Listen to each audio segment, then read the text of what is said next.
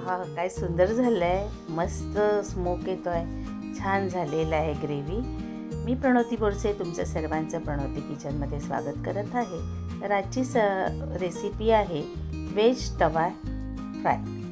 त्यासाठी आपण 2 चमचे तेल घेतलेलं आहे आणि याच्यामध्ये आपण कांदा घातलेला आहे. मोठा कांदा आहे. 2 मोठे कांदे घेतले आहेत आणि ते कट करून घेतले आहेत. त्याचबरोबर 2 मोठे टोमॅटो घेतले आहेत, ते पण आपण कापलेले. आता हे एवढ्यासाठी की आपण ह्याची ग्रेव्ही करायची. तर ग्रेव्ही करायला प्रत्येक वेळेस आपण फ्राय करतो, यावेळेस ही प्रोसिजर जरा वेगळी आहे. आता ह्याच्यामध्ये मी 25 ग्रॅम काजू घातलेले आहेत आणि 4-5 मी काश्मीरी रेड चिली घेतले. आता इकडे कसं आहे, तुम्हाला जर तिखट हवं असेल तर तुम्ही जास्त घाला, अदरवाईज काश्मीरी चिली ही चालते. तुम्हाला तिखट हवं असेल तर बेडगी घाला, नंतर तेज मिरची घाला. पण ह्या ज्या पंजाबीच्या असतात ग्रेव्ही, ह्या अशाच थोड्याशा स्मूथ असतात. आता इथे आपण पाणी घालणार. पाणी घालून आपण कांदा आणि टोमॅटो पूर्ण शिजून घेणार आहोत. आता ह्याच्यामध्ये कांदा आणि टोमॅटो पूर्ण शिजला, त्याचबरोबर आपली मिरची पण शिजेल. त्याचा एक फ्लेवर खूप सुंदर होतो.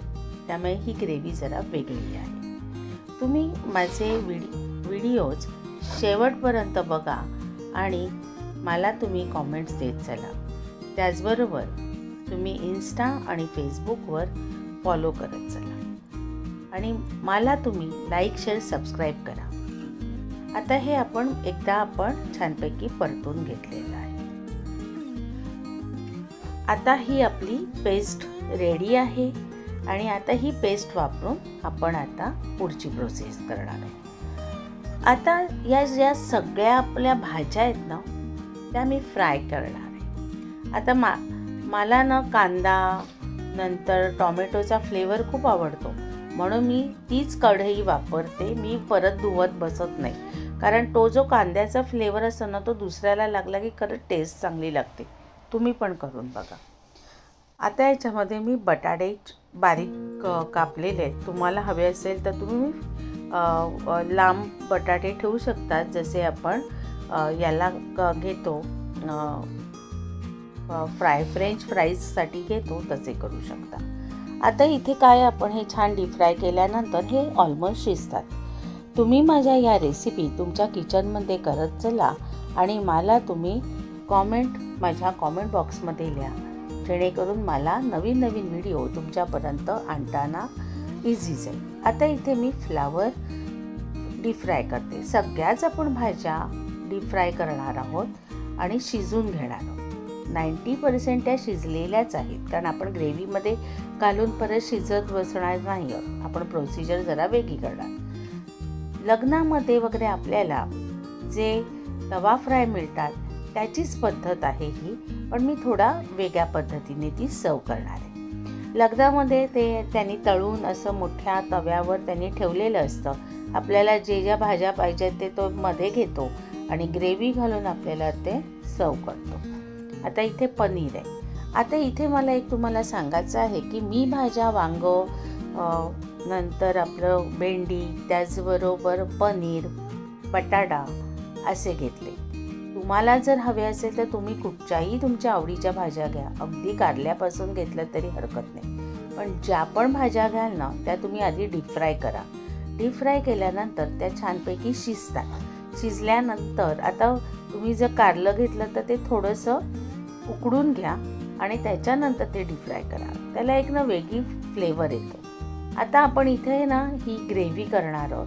ऑलमोस्ट ही ग्रेव्ही आपली तयार आहे. पण आता ह्याच्यामध्ये आपल्याला थोडंसं मसाले घालायचे आहेत. आपण फार स्पायसी करणार नाही आहोत. ऑलरेडी आपण मिरची घेतलेलीच आहे, त्यामुळे मी रेड चिली पावडर आता अजिबात वापरणार नाही. आता इथे आपण घालणार आहोत टोमॅटो घेतलं आहे, त्यामुळे आपल्याला इथे धण्याची पावडर आहे, ही 1 चमचा पावडर आहे.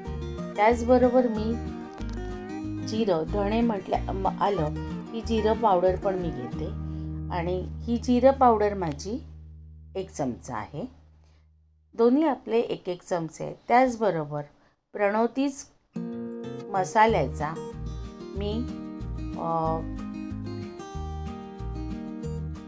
मसाल्याचा मी किचन किंग मसाला वापरलेला आहे आणि मीठ आणि साखर हे मी एक एक चमचा घातलेला आहे. आता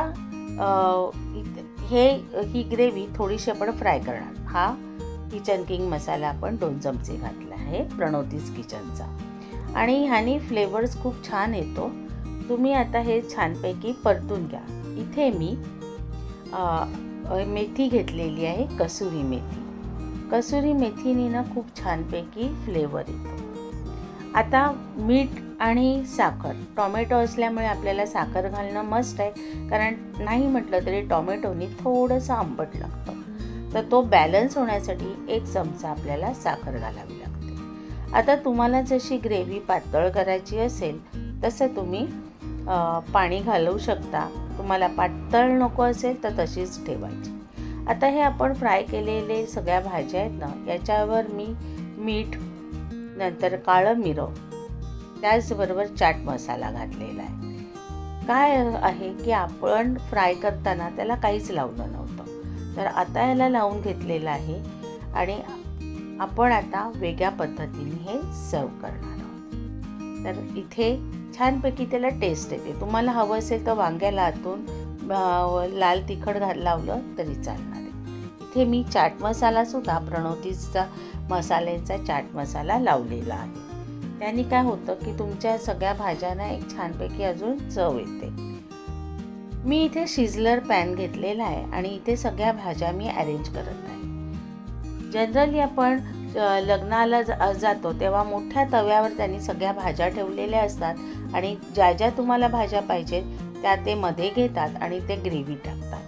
पण मी कसं केलेलं आहे की मला आम्ही घरात जेवढी माणसं आहोत त्याप्रमाणे मी सगळ्या अरेंज केलेलं आहे भाज्या आणि त्या अरेंज केल्यानंतर त्याला मी खालनं हे चालू केलेलं आहे, गॅस चालू आहे आणि गरम तो शिजलर प्लेटवर त्या सगळ्या व्यवस्थित अरेंज केल्या आहेत. आणि आता तुम्ही बघा मी काय काय केलेलं आहे. त्याच्यात छान अरेंज केल्यानंतर मी जी आपली ग्रेव्ही बनवलेली ती त्याच्यावर घातली आहे. त्याच्या अगोदर मी बटर आहे ते घालून घेतलं आहे. बटरनी काय होतं, पॅन आपला चांगलाच तापलेला आहे. बटरनी ना त्याचा जळकाव स्मोक येतो. स्पेशल आपल्याला स्मोक द्यायची गरज नाही आणि त्याचा जो फ्लेवर आपल्या ग्रेव्हीला लागतो ना, ती चव आपली खूप सुंदर होते.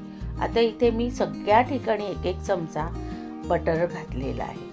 आता या बटरचा तुम्ही बघा, गॅस मोठा केल्यानंतर ना बटरचं एक असतंच गुणधर्म की ते टाकल्यानंतर ना दूर करतो आणि तापलेल्या तव्यामध्ये तुम्ही टाकलं ना तर बघा कसा स्मोक येतो आणि तो स्मोक आहे ना त्याची चव आपल्या भाजीला अप्रतिम लागते. तर बघा सगळीकडनं आपण स्मोक केलेला आहे आणि आता मी याच्यावर जी मगाशी आपण ग्रेव्ही बनवलेली आहे ती घालणार आहे. आता तुमच्याकडे जेवढी माणसं असतील तेवढे तुम्ही मोठा तवा घ्या आणि त्याच्यावर बनवा, कारण 1 जणांना करून देईपर्यंत आपल्याला तेवढा वेळ नसतो. लग्नामध्ये ते ठीक आहे. आता याच्यावर एकत्र केल्या ते ह्या तव्याचं मी बनवलं आहे, याच्यात 2 माणसं आरामात खाऊ शकतात. तुमच्याकडे 4 माणसं असतील, 5 माणसं असतील तर असे 2 तवे करा. अदरवाईज इथेच जास्त भाज्या ठेवा. आमच्याकडे 4 माणसं असल्यामुळे आम्हाला हे इनफ होतं आणि हे मस्तपैकी मी सगळ्या भाज्यांवर ग्रेव्ही टाकली आहे. सगळ्या भाज्यांवर ग्रेव्ही टाकल्यामुळे काय होतं, त्या ग्रेव्हीचा जो मस्त फ्लेवर आहे ना तो त्या भाज्यांना लागतो आणि अप्रतिम लागते. पोळीबरोबर, नानबरोबर ही भाजी अतिशय सुंदर लागते. हां, इथे तुम्हाला वाटाणे हवे असतात ना, मटर, तर तेही तुम्ही घालू शकतात. पण मटर तळताना काळजी घ्या, टणाटण उडतात ते. तुम्हाला बेबीकॉर्न हवे असतील, गाजर हवे असेल, जे पण व्हेजिटेबल्स हवे असतील त्या तुम्ही अशाच पद्धतीने करा. आणि हे बघा मी आता हे असं छानपैकी सर्व केलेलं आहे. तुम्ही माझा व्हिडिओ शेवटपर्यंत पाहिल्याबद्दल मी धन्यवाद आहे.